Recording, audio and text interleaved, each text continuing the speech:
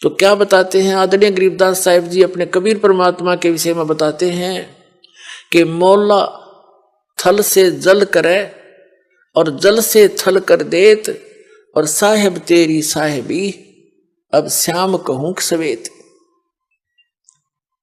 क्या बताते हैं कि वो मौला कबीर परमात्मा पूरी पृथ्वी पर 1 सेकंड में जल भर दे और दूसरी सेकंड में वैसा ही कर दे, उसी तरह जैसे जो जहां बैठा था एज इट इज पूरा समस्त परिवार सारा काम नो का नो कर सकता है। वो परमात्मा इतना समर्थ है। फिर कहते हैं कि हे साहेब तेरी साहेबी, हे परमात्मा आपकी लीला को अब श्याम कहूं सवेत। श्याम तेनो क्या अगर काला काला धन यानी काला आदमी है यू भाई निकम्मा, और सवेत नो क्या साफ आत्मा का आदमी है। अब कहते हैं तुझे मैं बुरा कहूं कि अच्छा कहूं। कहते हैं मौला थल से जल करे और जल से फिर थल कर देत, फिर उसा कर दिया उसने सब कुछ मिटा दिया और फिर जो का त्यों बना दिया। नो कहे साहेब तेरी साहेबी, हे परमात्मा तेरी लीला ने इब काली कहूं सफेद, तेने बुरा बताऊं का अच्छा। यानी ये परमात्मा वो समर्थ है कि तू गलत कर ही नहीं सकता। अगर तेरे पर कोई निश्चय करके रहता है तो 100 आपत्तियां आती दिखेंगी, ऐसे फेंक देगा ठाक है कि तो खोज ही नहीं मिलेंगी।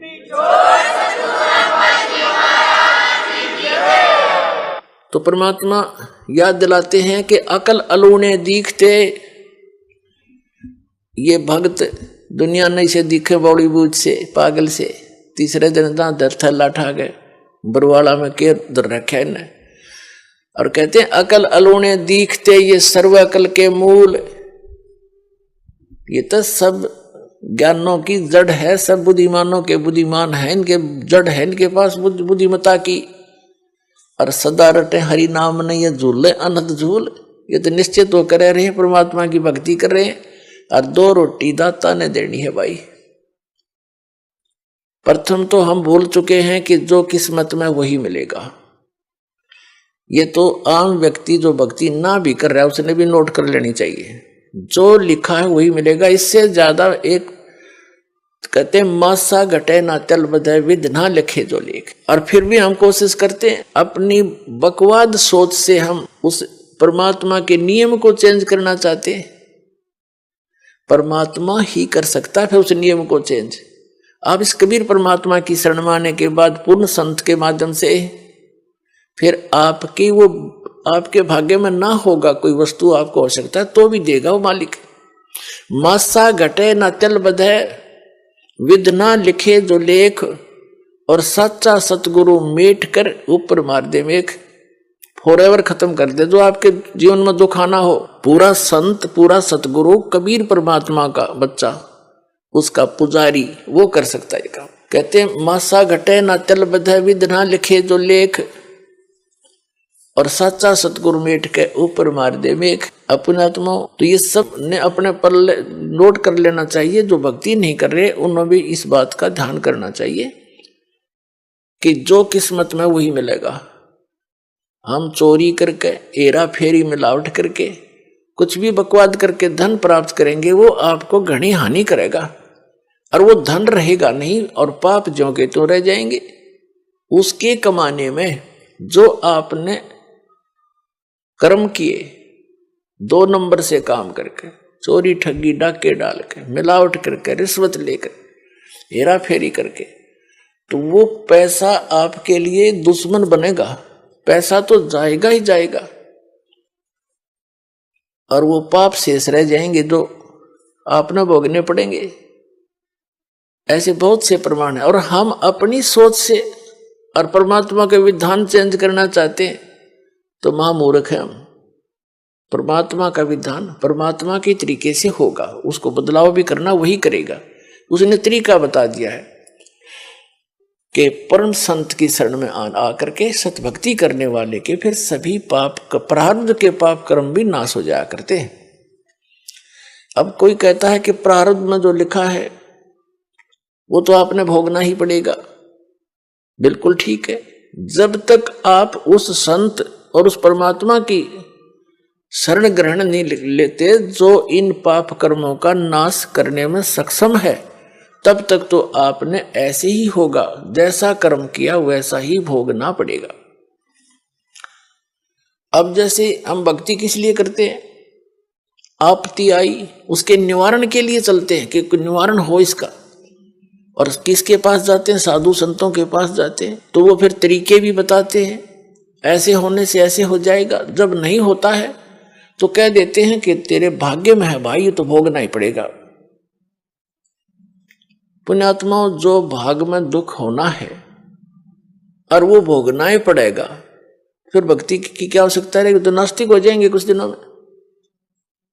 एक व्यक्ति कह रहा था, एक भक्त था, हमारे गुरुदेव का भक्त था, और उसने दीक्षा ले ली। वैसे तो नहीं लेता, और नास्तिक टाइप हो रहा था।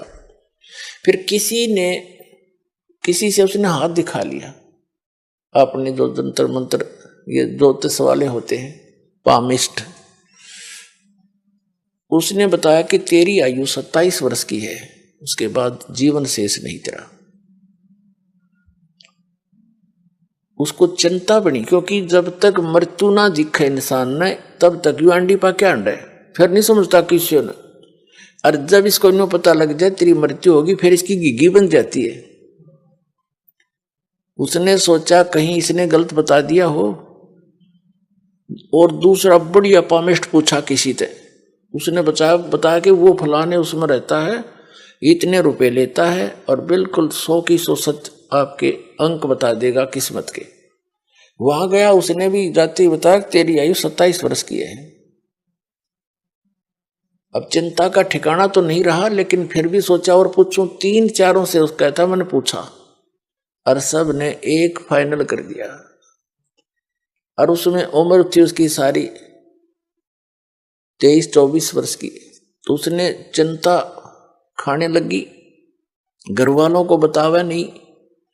फिर उसको राम की कथा भी सुनाने लगी, क्यों मौत निकट दिखाई देती। कहीं कहीं ऐसे सत्संग सुनाया। एक दिन दया होगी, परम संत की शरण में उसको मिल गई। अब वो भक्ति में दृढ़ होकर लाग गया। घर वाले कहें तेरा बीमारी क्या है, वो कहे मैं ठीक हूं, कोई दिक्कत नहीं है। ना ढंग से खावे, ना उठ पैर, ना घनासा बैठ के किसी से बात करे, ना हंसे। तो उन्होंने सोची भाई, फिर उसकी शादी कहने लगे, शादी करते हैं तेरी। बोला मैं शादी ना कराता, विवाह भी नहीं कराया उसने। इस चिंता में 27 साल की उम्र में मैं मर लूंगा, बालकन कौन पालेगा। अब वो 27 साल का हो गया, और जब 27वां वर्ष आया तब तो उसकी कति और 2 रोटी खाओ था, एक रहेगी। और लेकिन भक्ति में ठीक लगा रहा। अब जब देखा उसने 27वां वर्ष पूरा हो गया, यानी दिसंबर का 31 तारीख आई, तब उसने सोची भाई चलो, उसकी अपनी जो डेट ऑफ बर्थ थी उसके हिसाब से जो डेट था उसने फिक्स करके उसने सोचा 1-2 दिन आगे पाछा हो जाया करे, बात तो लग रही है, तो आ लिया टाइम। 1 दिन गया, 2 दिन गया, 3 दिन गया, चौथा दिन भी इंतजार करी, 5 दिन हो गए, 10 दिन हो गए, 15 दिन हो गए। उसने सोचा हाथ फेर दिखा लूं। वो फिर गया उन पामिस्टों के पास जो सबसे बढ़िया वाला था। उसने नो ना बताई कि आपने पहले नो बता रखी थी, कभी फिर वाई बता दे। उसने जाकर देखा, जी मेरी कितनी उम्र है। उसने बताया भाई तेरी उम्र तो 70 साल की है।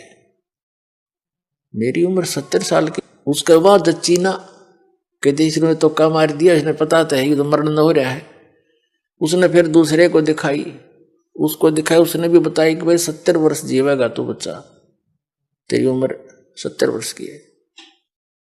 वापस आया, गुरुजी के चरणों में पड़कर बुरी तरह रोए, नो कहे भगवान जिसे सुने थे उसे पाए तुम ता। कबीर भगवान मेरी उम्र 27 वर्ष की थी, खड़ा होकर रो और बतावे। 27 साल के बाद उसने ब्याह करवाया और ईबते जीव है वो। कुछ दिन के बाद नाम छोड़ गया कि होगी 70 साल की क्या जरूरत है भगवान की, फुट्टे भाग हमारे। तो पुण्यात्माओं, परमात्मा कहते हैं दुख में सुमन सब करें, सुख में करे ना कोई, और जय सुख में सुमन करे दुख काहे को होए। अब सुख हो गया तो वो भगवान छोड़ गया। तो ऐसे भी निकम्मे हैं हम इन दुखों के योग्य हैं, लेकिन समर्थ ही होता है। उसने अपनी समर्थता दिखा दी जो वेद बताते हैं। ऋग्वेद मंडल नंबर 10 सूक्त नंबर 161 के मंत्र नंबर 2 में लिखा है कि यदि कोई रोगी हो, उसका रोग अक्षमता से भी आगे पहुंच गया हो और उसकी मृत्यु भी हो जाए, तो भी परमात्मा अपने भगत की 100 वर्ष की आयु यानी आयु बढ़ा सकता है, और मरने के उपरांत जहां भी कहीं गया हो वहां से वापस ला करके उसको पुनर्जीवन दे सकता, उसी बॉडी में प्रवेश कर सकता। तो वो परमात्मा ये कबीर जी हैं। तो कहते मासा घटे न तिल बधे, विद ना लिखे जो लेख, और सच्चा सतगुरु मेट कर ऊपर मारे मेख। अब मेख मार दी उसकी, परमात्मा ने बढ़ाकर उसकी खत्म कर दिया कि नहीं मरेगा।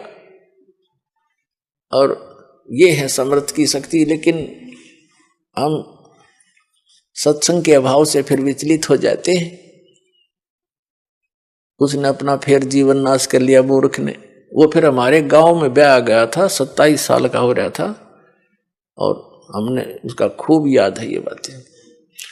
तो पुण्यात्माओं, आपका सौभाग्य, आपने ये वचन भी सुनने को मिल रहे हैं। न काल तो आपके कान के छींट भी ना लागने देश ज्ञान की। कोई कितना फंसा रखा है, कोई कितना उलझा रखा है, कोई वैष्णो देवी पर जहाँ बेचारे इतने पहाड़ों पर चढ़ जाते हैं, कोई सालासर जा रहा है, कोई बालाजी जा रहा है, कोई मंदिर मस्जिद गुरुद्वारों में ही अपना भक्ति का आधार बनाकर जा रहा है। ये सब काल के द्वारा भ्रमित कर दिए। अब ये ज्ञान शुरू किया परमात्मा ने, और जो यहाँ आएगा उसका कल्याण अवश्य होगा, और उसके ये सुख अवश्य मिलेंगे उनको।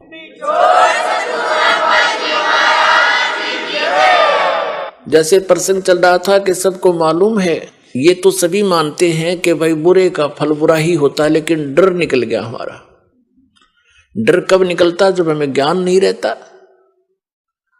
अब हम अपनी मर्जी से, अपने व्यवस्था से भगवान के विधान को त्याग कर स्वयं अपने कर्म के लेख को चेंज करना चाहें, कभी नहीं हो सकता।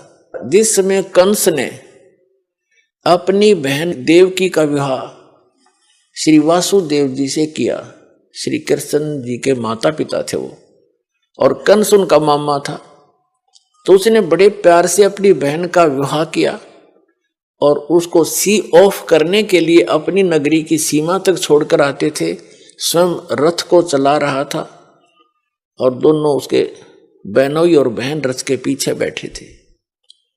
रास्ते में आकाशवाणी होगी कि तेरे मारने वाला कंस तेरी बहन की कोख से पैदा होगा, उसका 8वां पुत्र तेरी मृत्यु का कारण बनेगा। अब देख अकल की कमी है।